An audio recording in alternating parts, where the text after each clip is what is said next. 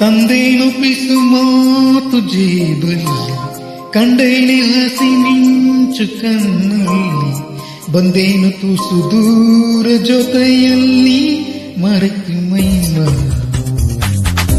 ನಿನ್ನ ಬೆರಳು ಹಿಡಿದು ನಾನು ನೀರ ಮೇಲೆ ಬರೆಯಲೇ, ನಿನ್ನ ನೆರಳು ಸುಳಿಯುವಲ್ಲೂ ಹೂವ ತಂದು ಸುರಿಯಲೇನು, ನಂಬಿ ಕೂತ ತುಂಬ ನಾನು ನೀನು ಹೀಗೇನು.